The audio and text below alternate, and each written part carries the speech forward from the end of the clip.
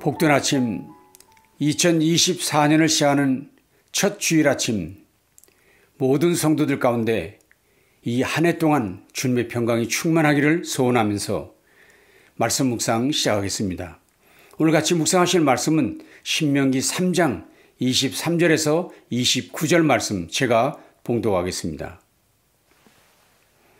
그때 내가 여호와께 간구하기를 주 여호와여 주께서 주의 크심과 주의 권능을 주의 종에게 나타내시기를 시작하셨사오니 천지간에 어떤 신이 능히 주께서 행하신 일 곧 주의 큰 능력으로 행하신 일같이 행할 수 있으리까. 구하옵나니 나를 건너가게 하사 요단 저쪽에 있는 아름다운 땅 아름다운 산과 레바논을 보게 하옵소서 하되 여호와께서 너희 때문에 내게 진노하사 내 말을 듣지 아니하시고 내게 이르시기를 그만해도 족하니 이 일로 다시 내게 말하지 말라. 너는 비스가 산꼭대기에 올라가서 눈을 들어 동서남북을 바라고 내 눈으로 그 땅을 바라보라. 너는 이 요단을 건너지 못할 것임이니라. 너는 여호수아에게 명령하고 그를 담대하게 하며 그를 강하게 하라. 그는 이 백성을 거느리고 건너가서 내가 볼 땅을 그들이 기업으로 얻게 하리라 하셨느니라. 그때 우리가 벳부올 맞은편 골짜기에 거주하였느니라. 아멘. 드디어 2024년의 새 아침이 밝아왔습니다. 더욱이 오늘은 2024년에 맞이하는 첫 번째 주일이 되었습니다. 누구도 경험해 본 일이 없는 2024년. 무슨 일이 언제 어떻게 일어날지 알 수 없는 미지의 세계에 대한 불안함이 우리 모두에게 가득합니다. 사실 이 같은 마음은 가나안 정복을 눈앞에 둔 이스라엘 백성들에게도 마찬가지였을 것입니다. 오늘 특별히 봉독해 드린 본문은 성경에 기록된 유일한 모세의 개인적 기도입니다. 가나안 입성을 눈앞에 둔 모세가 하나님 앞에 간절히 기도한 내용입니다. 나도 건너가게 해 주십시오. 요단 저쪽에 있는 아름다운 땅, 아름다운 산과 레바논을 보게 해 주시옵소서. 간절히 기도했습니다. 그러나 모세의 이런 간절한 기도는 그만 거절되고 말았습니다. 그만해도 족하니 이 일로 다시 내게 말하지 마라. 그 위대한 신앙의 인물 모세의 기도가 좌절된 것. 이 거절된 모세의 기도는 유명한 이야기죠. 모세의 애절한 마음을 잘 볼 수 있는 장면이기도 하고 이런 하나님의 거절에도 한마디 항의도 없이 수긍하고 있는 모세의 모습 또한 감동적입니다. 그래서 많은 사람들이 이 모세의 거절된 기도를 즐겨 묵상하거나 또는 설교 본문으로 자주 다루기도 했었습니다. 그러나 과연 본문의 주요한 교훈이 모세의 기도, 모세의 간절한 그 처절한 기도였을까요? 그것이 본문의 핵심일까요? 저는 더 중요한 면이 있다고 생각하고 그것을 오늘 여러분과 함께 나누려고 합니다. 오늘 본문 23절은 이렇게 시작했습니다. 그때에 내가 여호와께 간구하기를. 첫 단어가 그때였습니다. 즉 모세가 기도하기 시작했는데 그 기도한 때가 언젠가 하면 그때가 언제일까요? 앞문장을 살펴보겠습니다. 20절 이하의 말씀입니다. 여호와께서 너에게 주신 것 같이 너희의 형제에게도 안식을 주시리니 그들도 요단 저쪽에서 너희 하나님 여호와께서 그들에게 주시는 땅을 받아 기업을 삼기에 이르거든 너희는 각기 내가 준 기업으로 돌아갈 것이니라 하고 그때 내가 여호수아에게 명령하여 이르기를 너희 하나님 여호와께서 이 두 왕이 행하신 모든 일을 내 눈으로 보았거니와 내가 가는 모든 나라에도 여호와께서 이와 같이 행하시리니 너희는 그들을 두려워하지 말라. 너희 하나님 여호와께서 친히 너희를 위하여 싸우시리라 하였노라. 무슨 말인가요?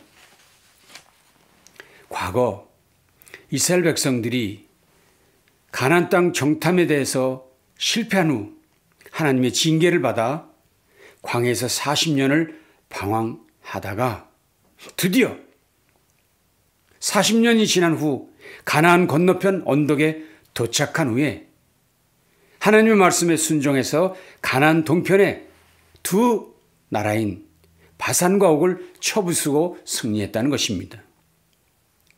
과연 하나님께서는 이스라엘 백성 앞에 앞장서셔 친히 싸워 주셨습니다. 그래서 바산과 옥을 이길 수 있었습니다. 그러니 이제 승리의 확신을 가지고 큰 믿음 가지고 가나안을 향해 나아가라 하는 것입니다. 그런데 바로 그 얘기를 멈추고 바로 그 시점에서 느닷없이 모세는 그의 개인적 기도 이야기를 기록하고 있습니다. 그것이 23절입니다. 다시 보시죠. 그때에 내가 여호와께 간구하기를. 그때에 내가 여호와께 간구하기를. 물론 그의 기도는 거절되었습니다. 그리고 나서 그 후 주어진 하나님의 명령, 그 거절되었다는 이야기가 끝나자마자 하나님이 명령하십니다. 뭐라고요? 28절. 너는 여호수아에게 명령하고 그를 담대하게 하며 그를 강하게 하라. 그는 이스라엘 백성을 거느리고 이 백성을 거느리고 건너가서 내가 볼 땅을 그들이 기업으로 얻게 하리라 하셨느니라. 무슨 말씀인가요? 거절된 기도의 결론은 이제 그런 기도 멈추고 여호수아에게 명령하라. 여호수아에게 담대하라고. 그를 강하게 하라고 명령하라 말씀하신 것입니다. 그러니 모세가 지금 자신의 거절된 기도 이야기를 하는 이유는 뭡니까? 이런 거지요. 나도 너희 조상들처럼 가나안에 들어가지 못하고 말지만 너희는 정신 차리고 하나님의 명령에 순종해서 가나안으로 진군하라 라는 부탁의 말씀을 하는 것입니다. 모세의 거절된 기도는 본문의 핵심 내용이 아니라는 것이 이제 분명해졌습니다. 특별히 오늘 본문은 하나님께서 모세에게 명령하셨다는 것을 소개하고 있죠. 무슨 명령입니까? 모세 자신에게 주었습니다. 그만해도 좋하니 이 일로 다시 내게 말하지 말라. 다시는 그런 기도 하지 마라 하셨다는 것입니다. 그래서 그 명령 후에 모세는 다시는 그런 기도를 자신의 감정을 밝히는 말을 하지 않았습니다. 그래서 우리가 이 본문 가지고 모세의 기도에 집중하는 것은 옳지 않다는 것을 이제 확실히 알 수 있고요. 오히려 이 이야기를 통해서 백성에게 주는 교훈이 무엇인지를 생각하는 것이 더 중요하다. 이 얘기를 왜 했는가? 교훈이 있다는 거죠. 저는 세 가지를 얘기하려고 합니다. 첫째는 누구든 범죄하면 백성은 물론 지도자인 모세도 하나님의 책망을 피할 수 없다는 것을 이 본문은 가르치고 있는 것입니다. 모세는 하나님의 종이었습니다. 그리고 백성의 지도자로서 매우 중요한 직책을 가진 사람입니다. 그러나 모세는 부름받은 하나님의 종으로서 하나님의 거룩을 드러내지 못한 일에 대해 책임이 크다는 것 기억하라는 것입니다. 하나님께서는 모세의 잘못을 아주 확실하게 말씀하셨거든요. 민수기 20장입니다. 여호와께서 모세와 아론에게 이르시되 너희가 나를 믿지 아니하고 이스라엘 자손의 목전에서 내 거룩함을 나타내지 아니한 고로 너희는 이 회중을 내가 그들에게 준 땅으로 인도하여 드리지 못하리라 하시니라.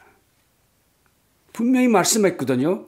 나를 믿지 아니하고 내 거룩함을 드러내지 못했기 때문에 너 가나안에 못 간다.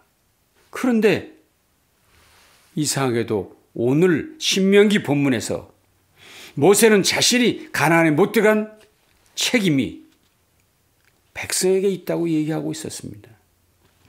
26절이었습니다. 여호와께서 너희 때문에 내게 진노하시고 너희 때문에 내게 진노하사 내 말을 듣지 아니하셨다.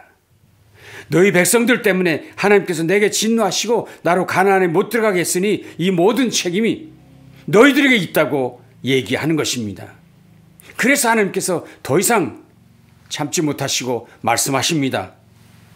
내게 이르시기를 그만해도 좋하니 이 일로 내게 다시 말하지 말라. 다시 말하지 말라. 이것으로 충분하다. 더 이상 이것에 대해서 말하지 마라. 쓸데없는 소리 마라. 가나안에 못 들어간 것 내가 나의 거룩함을 드러내지 않았기 때문이지 무슨 백성 때문이냐. 입 다물어라. 말씀하고 있는 것이었습니다. 그렇습니다. 부름받은 하나님의 종은 하나님의 거룩하심, 하나님의 위대하심을 드러내는 일에 집중해야 합니다.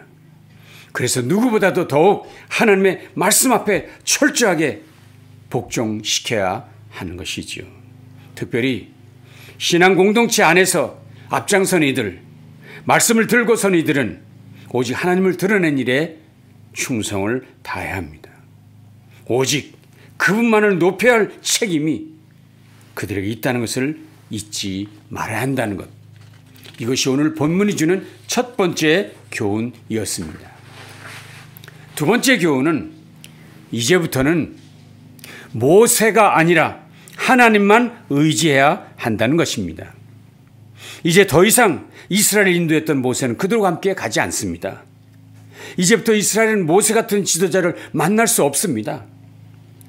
왜 이렇게 하나님은 강력한 조치를 내리시는 것일까요? 이제부터 가나안에서는 모세 같은 사람 기대하거나 의지해서는 안 된다는 것을 가르치려 하는 것입니다. 얼마나 무서운 결단인지 모릅니다.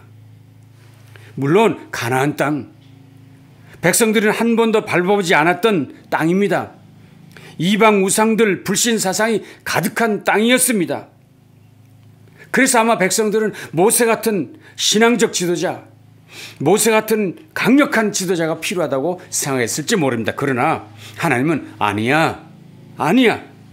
인생들은 오직 하나님만 의지해야 한다 하는 것을 극렬하게 보여준 사건이 모세 너는 못 가 라고 말했다는 사건이었다는 것입니다. 그렇습니다. 저와 여러분이 가야 할 2024년 이 불확실성의 세계에서도 우리가 승리하는 길이 있다면, 우리에게 필요한 것이 있다면 그건 위대한 인간 지도자, 인간 그 누구가 아니라 진정으로 절대적으로 간절히 구해야 할 분은 오직 한 분, 하나님이란 사실을 우리는 잊지 말아야 합니다. 그분은 전쟁에 능하신 분입니다. 그분은 만물의 통치자이십니다. 그분이 그런데 약속하셨습니다. 내가 앞장서 싸워주리라. 앞장서 우리의 길을 열어주시리라. 그분은 약속하셨습니다.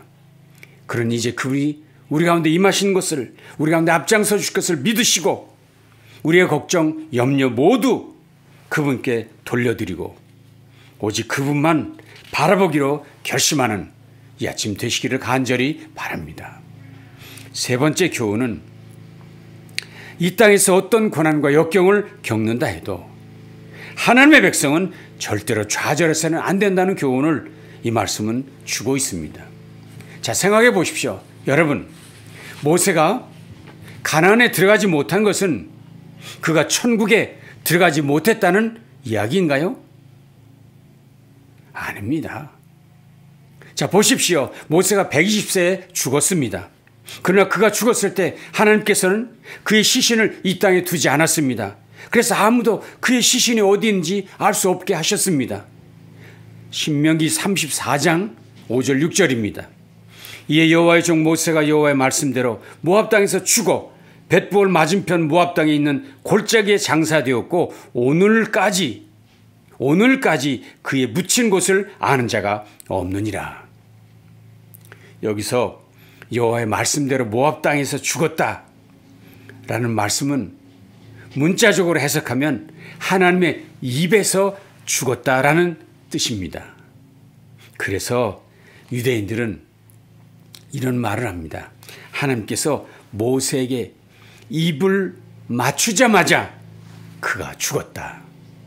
하나님께서 모세에게 입맞춤을 하시자마자 그가 죽었다라고 이해했습니다. 무슨 말인가요?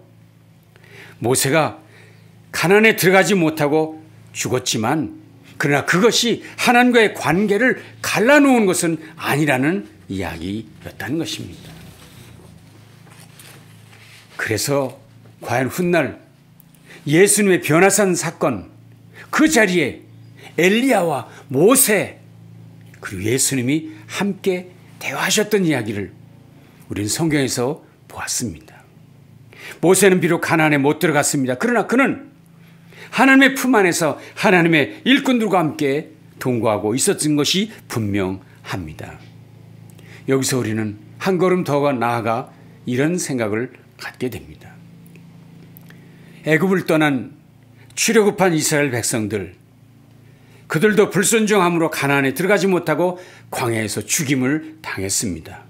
그러나 여러분, 그렇다고 해서 출애굽한 백성 모두가 다 천국에 못 들어갔다, 지옥에 갔다 라고 말할 수 있을까요? 비록 그들 모두가 광야에서 죽임을 당했지만 그것이 천국에 못 들어갔다는 증거가 된다고 말할 수 없습니다. 우리도 마찬가지입니다. 우리는 모두 예수 그리스도 안에서 하나님의 백성 되었음을 확신합니다. 그래서 오늘 밤 죽어도 천국에서 눈 뜰 것을 확신합니다. 그래서 우리는 여전히 매일마다 하나님 나라 천국에 대한 소망을 결코 놓치지 않습니다. 물론 우리의 매일매일의 삶 중에 우리의 부족함과 불순종으로 때로 환난과 고난을 당할 수 있어요. 그것이 질병일 수 있고 심지어 그것이 죽음일 수도 있습니다. 그러나 그럴 때에도 혹은 그런 역경을 맛본다 해도 그것들이 우리의 믿음과 천국에 대한 소망을 없앨 수는 없다는 것을 우리는 기억해야 한다는 것입니다. 오히려 그런 역경에서도 믿음 잃지 말고 하나님을 더욱 경외하며 순종해야 될 것을 다짐해야 하지 않을까요? 오늘 광야를 떠난 그 2세대의 백성들에게 주는 이 교훈이 바로 이것입니다. 나도 가나안에 못 들어가지만, 너희 조상들처럼 못 들어가지만 하나님은 너희들을 지켜주시고 또 우리 모두 함께하는 것을 믿는다라는 말씀이었던 것이죠. 오늘도 저와 여러분이 이런 담대한 믿음으로 이 2024년을 어떤 역경과 고난 속에서도 승리하시는 모두가 되시기를 간절히 바랍니다. 우리 모두 2024년 벽두에 서 있습니다. 이때야말로 정신을 바짝 차려야 할 때입니다. 이 혼돈의 세계에 한 치 앞도 내다볼 수 없는 불안의 시대를 살아가면서 우리가 의지해야 할 것은 인간들이 아니라 하나님만인 것을 우리는 다시 한번 다짐해야 하겠습니다. 그리고 어떤 역경이 온다 하더라도 하나님께 대한 믿음 견고하게 끝까지 붙들고 나가야 할 줄로 믿습니다. 그래서 약속의 땅, 약속의 시대를 살아가는 우리 모두에게 주님만이 소망임을 다시 한번 새롭게 하시는 오늘 이 아침, 그래서 2024년 내내 하나님의 동행하심과 승리를 경험하는 모든 성도들 되시기를 주님의 이름으로 축원합니다. 기도하겠습니다. 주님, 오늘도 새 아침 2024년을 여는 첫 주일 아침 말씀을 들고 섰습니다. 오늘 이 말씀을 의지하고 오직 우리가 의지해야 할 것은 여호와 하나님뿐이 없는 것을 확신하게 해주시고 어떤 역경이 온다 하더라도 어떤 환난 속에서도 굽히지 아니하고 흔들리지 아니하는 믿음으로 승리하는 우리 모두 되도록 다시 한번 함께하여 주시옵소서.